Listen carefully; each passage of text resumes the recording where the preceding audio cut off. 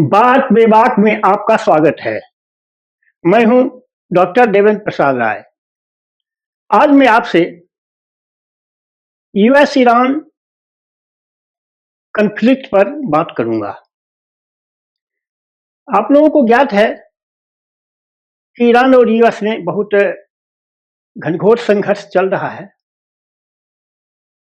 Iran के राष्ट्रपति Khamenei एक धार्मिक पुरुष हैं। उन्होंने वो भी अमेरिका को चैलेंज कर रहे हैं। अमेरिका आज जानते हैं दुनिया की सबसे बड़ी शक्ति है, आर्थिक भी और सामरिक भी। उसके पास बहुत शक्ति है। उसने अपना दो पोत युद्ध पोत इराक ईरान पर चढ़ाई करने के लिए भेज दिया है, यूएसएस लिंकन और यूएसएस जेराल्ड, और साथ ही 50 फाइटर जेट भी भेज दिया है। यानी पूरे ईरान की पूरी घेराबंदी कर रहा है। ईरान के भी अपने मिसाइल के ताकत से तैयार है, कह रहा है, लेकिन कहता तो सब है।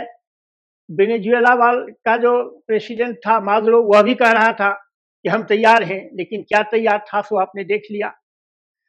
तो कह तो सब रहा है। सवाल है विश्व पटल पर के लोग इसको किस दृष्टि से देखते हैं। देखिए, ये जो खामनेई है, यह एक कंजर्वेटिव व्यक्ति है। 1989 के पहले वहां रजा शाह पहलवी वहां के राष्ट्रपति थे। वह बहुत प्रोग्रेसिव आदमी थे। वह ईरान को एक सेकुलर मॉडर्न कंट्री बनाना चाहते थे।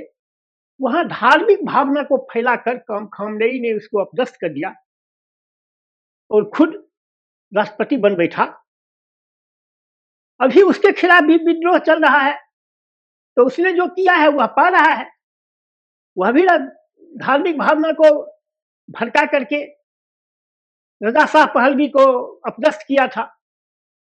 तो अब दूसरी बातों को फैला करके उसका जो जेन जे है, ये कर रहा है।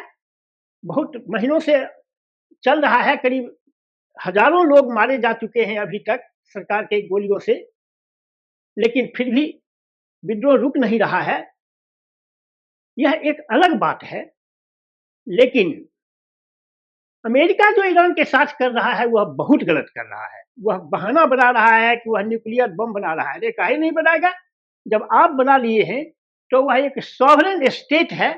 वह भी, उसको भी अगर सामर्थ्य है और अगर उसके अंदर अगर टेक्नोलॉजिकल हाइट अगर उतना है तो वह बना सकता है। उसको बनाने की छूट होनी चाहिए।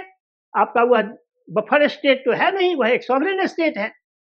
लेकिन ये अमेरिका की दादागिरी है। हमने पहले ही कहा वह एक कंजर्वेटिव व्यक्ति है। उसने औरतों के अधिकार को वंचित कर दिया है और तमाम प्रोग्रेसिव चीजों को परे रखकर इस शरीयत का कानून लागू कर दिया है।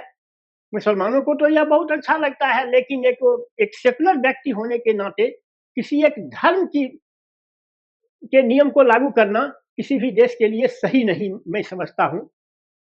तो लेकिन वह जो कर रहा है वह अमेरिका उस पर दादागिरी थोप रहा है। अब इसका इम्पैक्ट क्या होगा? ये तो मैंने कह दिया कि दोनों ओर से तैयारियां चल रही हैं। देखिए, वहां हरमुज स्ट्रेट जो है उस पर ईरान वाले का अधिकार है। वह ईरान के अधिकार में है। अब हरमुज स्ट्रेट को समझिए।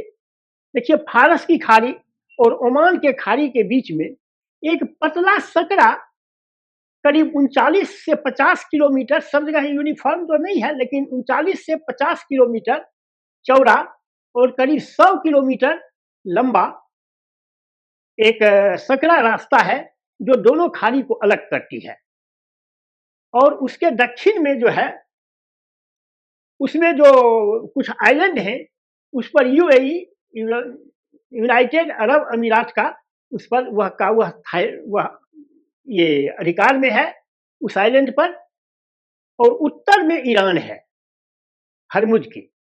हरमुज स्ट्रेट जो है विश्व का 20% लिक्विफाइड पेट्रोलियम गैस और 20% और 25% तेलों का व्यापार, तेलों की आवाजाही उसी हर्मुज स्ट्रेट से होता है।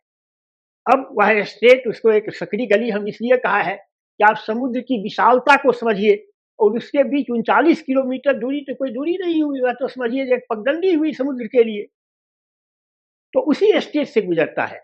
ईरान बराबर धमकी दे रहा है कि अगर युद्ध हुआ तो हम हर्मुज स्ट्रेट को बंद कर देंगे। पार्शियली तो थोड़ा बंद किए हुए भी है, पार्शियली, लेकिन हम पूरा बंद कर देंगे। अगर पूरा बंद कर देता है तो पूरे संसार का जो सप्लाई चेन है वह गड़बड़ा जाएगा, पूरे इंडिया, पूरे वर्ल्ड का। हम लोग इससे चिंतित हैं कि ये अमेरिका और ईरान के झगड़े में पूरा विश्व अपना उसका खामियाजा भोगेगा।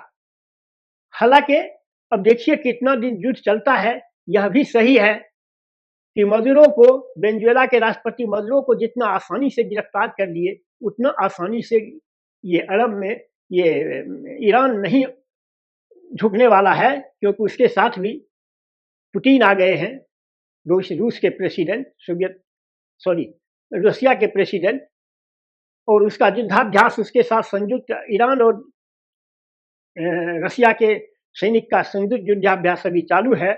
इससे वह और इम्बोल्डन हुआ है। अब पुतिन की क्या नीति है? पुतिन चाहता है कि अगर अमेरिका यहाँ वार में उलझ जाएगा तो यूक्रेन पर वह ध्यान कम दे पाएगा। यूक्रेन को हम जैसा चाहेंगे वैसा हम करेंगे। उसका इंटरेस्ट ये है कि अमेरिका को किसी तरह उसमें उलझा दो, लेकिन यह बात अब अगर ईरान समझे तो ना, और रूस और अमेरिका समझे तो ना। असल होना चाहिए कि इसके बीच बातचीत से ही हल होना चाहिए। देखिए, लड़ाई बर्बरता की निशानी है।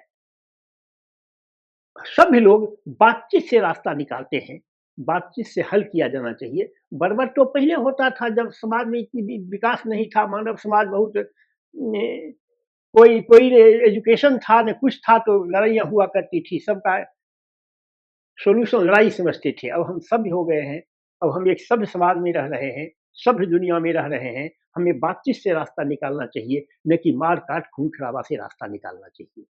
यही उसकी सच्चाई है। अब देखिए आगे क्या होता है। हमें तो उम्मीद है कि 24 घंटा के अंदर, या कहिए तो 48 घंटा के अंदर ईरान स्ट्राइक करेगा, क्योंकि उसे तो अपने दुनिया की सबसे विशाल आर्थिक और सामरिक शक्ति का दम है, और दूसरा, डोनाल्ड ट्रंप बहुत इगोइस्ट आदमी है, तो वह छोड़ेगा नहीं। लेकिन अब देखिए कहीं और प्रिवेल करे गुड सेंस सबों के बीच। इसमें एक खिलाड़ी इजराइल है जो चाहता है कि युद्ध हो, क्योंकि ईरान जो है, सो अब समझ लीजिए इस क्षेत्र में जैसे पाकिस्तान है दुनिया भर के आतंकवादियों का को पालता है, इसी तरह उस क्षेत्र में वह भी है जो हमास, हुती, हिजबुल्ला, जिसको दुनिया भर के लोग आतंकवादी समझता है, उसको ईरान से ही फॉर्डर मिलता है। यह भी ईरान का एक इसी तो, और वह बराबर जैसे पाकिस्तान इंडिया को प्लिक करता रहता है आतंकवादी भेजकर, इसी तरह वो हमास, हिजबुल्ला, ये सब इजराइल को तंग करता रहता है। तो वो चाहता है कि युद्ध हो। इसीलिए नेतन्याहू 2-3 पहले अमेरिका गए ही थे। आज जो ही वह अमेरिका गए उसके बाद ट्रंप के सुर बदल गए। तो इससे लगता है कि ईरान में और इसमें युद्ध होगा ही, और उसमें इजराइल भी बहुत भूमिका अदा करेगा। हालांकि कुछ ही दिनों के बाद इंडियन प्राइम मिनिस्टर भी इजराइल जाने वाले हैं। अब इस पर हम किसी दूसरे दिन, इजराइल और इंडिया के संबंध पर हम दूसरे दिन दूसरे वीडियो में बात करेंगे। आज बस इतना ही। अब अगर आपको मेरी बात पसंद आए तो इसे लाइक और सब्सक्राइब करें। Thank you very much.